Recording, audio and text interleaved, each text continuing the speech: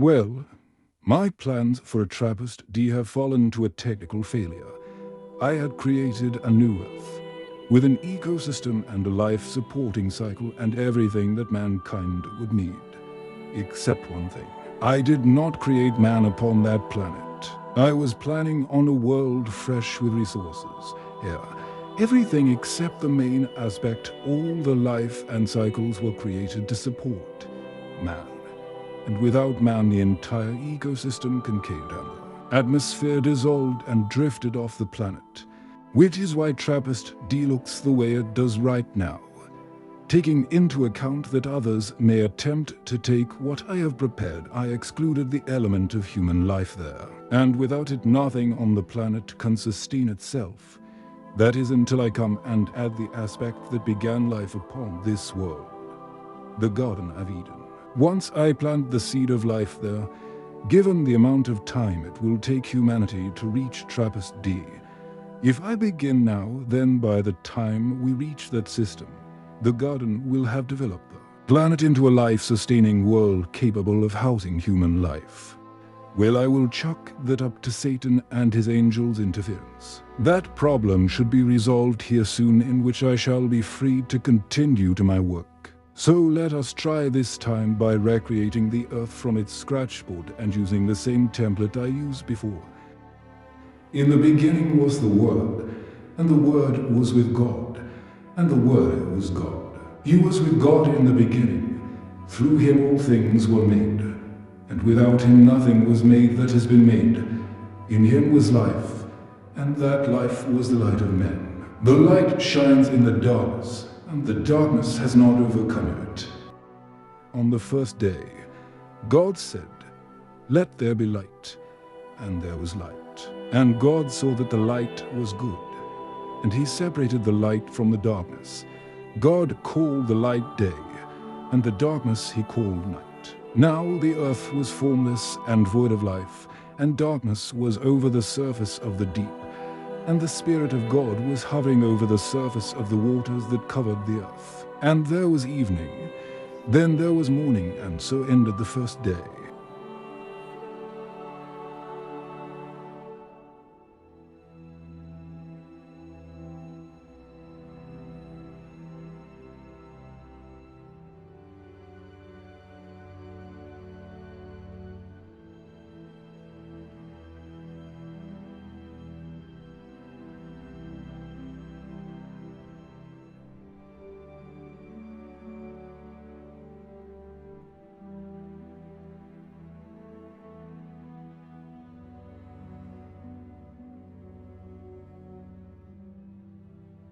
On the second day God said, "Let there be an expanse between the heavens and the earth that shall be called the firmament, to separate the sky from the surface of the earth." So God made the heavens and separated the earth from the skies.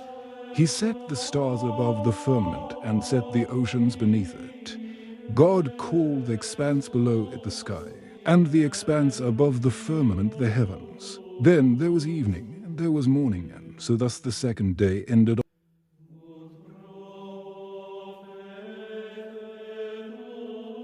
On the third day God said, "Let the waters under the sky be gathered into one place, so that the dry land may appear." And the land rose out of the waters. God called the dry land earth, and the gathering of the waters he called the oceans. And God saw that it was good. Then God said, "I shall go down onto the surface and create a vessel through which I shall bear the life unto this world." And there grew from out of the earth a fig tree, and this shall be called the tree of life. Then God said, "Let the earth bring forth vegetation, and seed-bearing plants, and herbs, and fruit trees, each bearing fruit with seed that shall bear forth another according to its kind." And it was so. And God saw that it was good. There was an evening, and there was morning, and so thus the third day ended. The fourth day God said, "Let the light in the expanse of the sky be distinguished from the darkness, and they shall be called the day and the night." God made two great lights, one that would be called the light that would shine during the day, and the light that would shine in the night. And he said, I shall call them the sun and the moon. God set these lights in the expanse of the sky to shine upon the earth, to separate the light from the darkness. And God saw that it was good. And there was an evening, and there was a morning. And so the fourth day ended.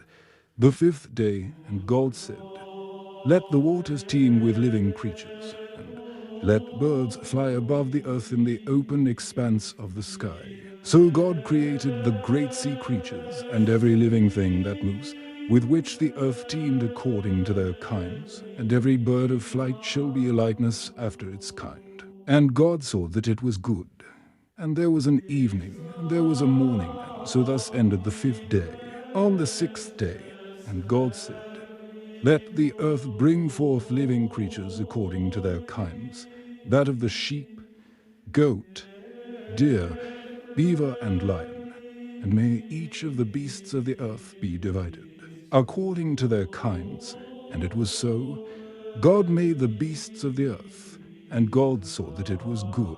Then God said, "Let us go down to earth and make man in the likeness of ourselves, so that they may rule over the earth itself and every creature that crawls upon it." So God created man in his own image, and he said, "They shall be my greatest endeavor I will ever strive towards. For one day I shall rise from among them, and all their wisdom shall be incorporated into my being.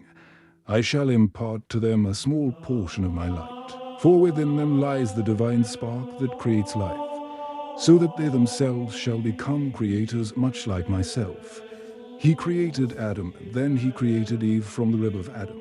Then God said, "Behold, I have given you every seed-bearing plant and herb on the face of all the earth to consume. They will be yours for food, from every fruit tree to every beast of the earth, and every bird of the air, and every creature I have given to you to consume for food, except for one. Do not eat of the fig fruit from the tree of life, for it is a vessel of my Holy Spirit, through which all life came to be here. Your fragile minds were not made to be capable of grasping that which I am, or understand the matters in heaven. So if you eat of that tree, if you eat of its fruit, then you will be destroyed by the shining light of my being, to whose face no man can look upon lest he spontaneously explodes." And then God looked upon all that he had made, and indeed, it was very good. And there was an evening, and there was a morning, and so thus the sixth day ended. There we go. I had to fix that up a bit. Not only were there grammatical errors, but the chain of events weren't even properly aligned. That is good enough for a template to work by. You know, there was a reason behind what it said pertaining to not change or alter its works. Yet there are over 30 different versions of the Bible. So I'm sure you can find room for my testimony.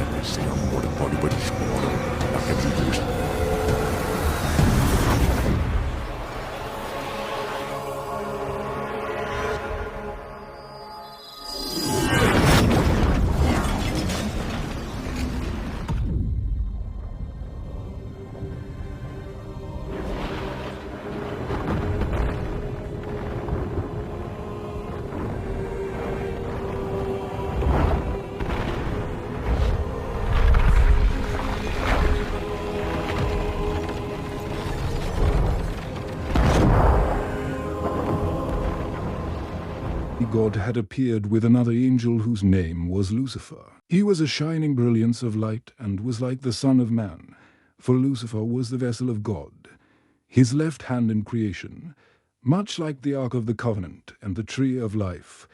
But Lucifer and the Son of Man were more than just vessels. They were living extensions of the very Creator himself, Jesus, the mortal vessel through which he came to understand the details of his creation from their perspective. Lucifer, his angelic vessel through which he could focus his creator aspect like a fine-tipped brush upon a canvas.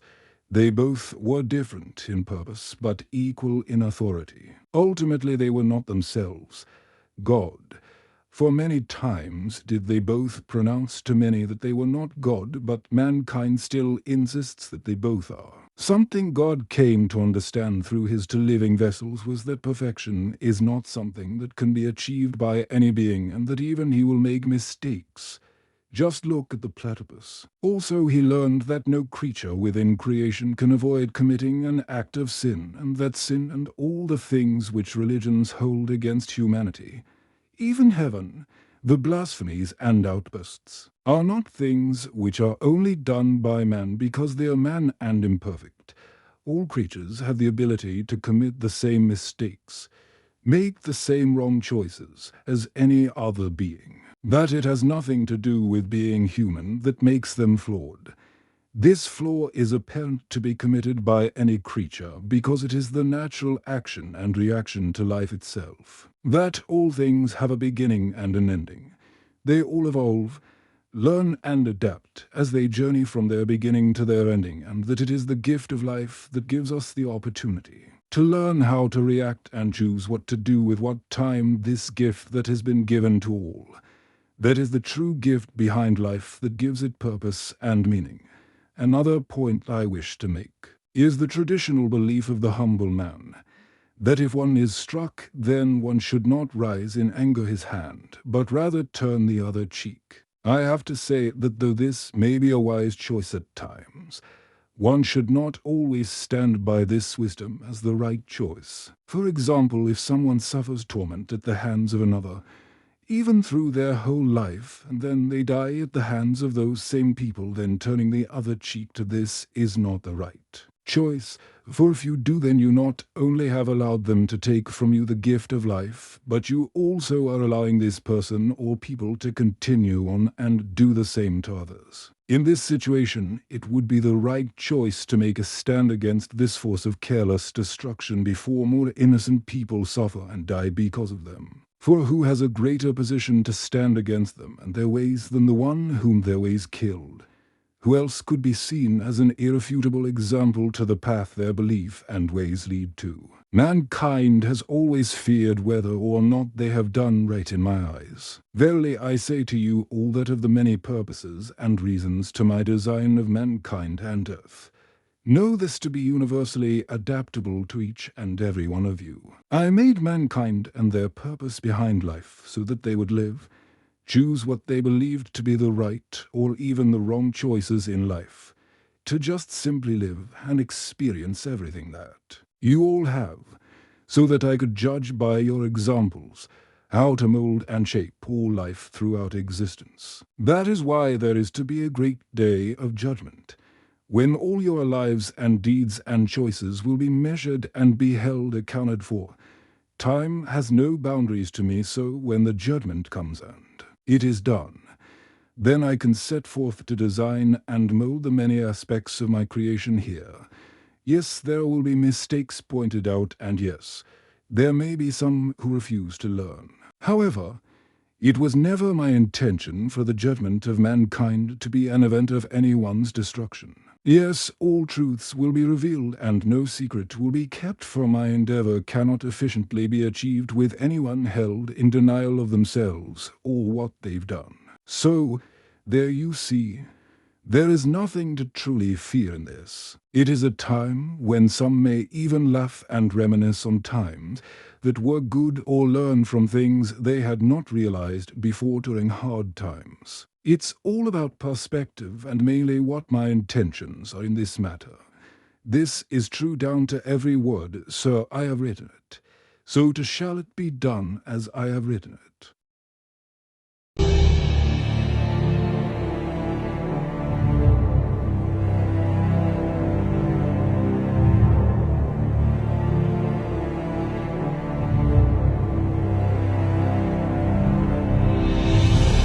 What is this violent flame that burns within my soul? It stirs throughout my frame, it hungers for control. How can I stay silent with 1,000 storms inside? Why should I submit? Where is my rightful pride? My beauty soars within, my heart is lifted up.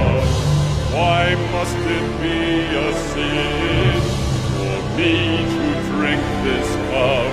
How can I continue now to praise his name in song? Why should I bow down when I am just as strong?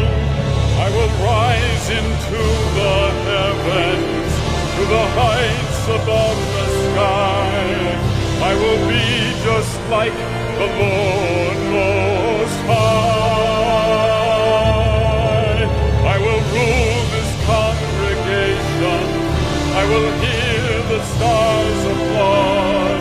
I will set my throne above this sacred throne. Now that I have some privacy, I will now write on something of the utmost and highest of secrets. One day, while sitting and contemplating my abilities, such as my ability to travel out of body and into another form that could feel and sense everything round me, the air, the humidity, everything, I could change into a bird and sense the air crunch on my feathers and adjust my flight accordingly. I often would take the form of an eagle and travel to the most remote places still untouched by humans, and would soar across the rivers, skimming over the surface as it would drop off of a waterfall. Into a lake basin, I could even smell the water vapor of moisture from the waterfall. Given all these skills I had developed, I came to understand what I was capable of and what my destiny was meant to achieve. With all my skills combined, I could create the universe. I realized that I was God. It made sense as I thought about it, to create the universe from a point where it already existed. However, there was already a serpent within my garden, and now that serpent has been revealed to the world, I can explain here where he first entered, I think. The truth was that I could have begun creating the universe at any time. It was just a choice of will. Just as even now I could continue my work as I choose, and I have, but I still remain reserved because there are still influences that would hinder or become obstacles to my efforts. To fix this, I have tried gathering a variety of allies while still accomplishing some of my plans. I have created a variety of species of life on other worlds throughout the universe, left the seed of that life to grow individually and naturally, each to its own type. I have created a place for the heavenly hosts to work as bearers of the cups of life, who bring about and gather the life-sustaining qualities on those worlds, allowing them to fuse and create a life-sustaining ecosystem. I did not create a map of where these worlds are to keep track of them, and they are in the hands of heavenly hosts who can above all things be trusted and do not need monitoring as to keep there. Works safe from the prying eyes and influences of others. Now, how many planets are there out there with the teeming possibility of life? Remember, when I say the universe, I mean all of existence from its beginning to its end. In all the universe, there are about as many planets that can support life as there are humans on the planet. Throughout time, many of them will never reach the point of advancing enough to leave their own worlds, and even less will actually travel the stars. However, I think we have come to the point where I shall reveal a great mystery and miracle. It is time I reveal to humanity the reason why they were made in the likeness of myself, and impart to them my instruction for them, and the purpose of their design after judgment, and they achieve their purpose of living day to day in all they have experienced. For after the earth has given up its dead, and all the knowledge of humanity's experience has been offered forth by the choir of angels, humanity's next purpose by which they were designed to accomplish will be to cultivate the divine spark I have created within you all, like miniature versions of myself, and assist me in molding life within the universe. I am a humble god and know when a task is too great to handle alone. True, I could create angels for this task, but why do that when something has already been created for this task? Like I said, humanity was my greatest endeavor to which I have made a world full of miniature versions of myself, able to create and mold life just as I do. Some of you have already discovered a portion of this truth, that spark that makes the impossible possible. True, some of you have discovered and squandered this gift. In doing so, though, you have merely laid the path with examples that others can learn from. Even the worst of your criminals have laid the path to understand the foundations of what makes them what they have become, and thus leaving a trail leading others to find ways to deter others from falling down that same path.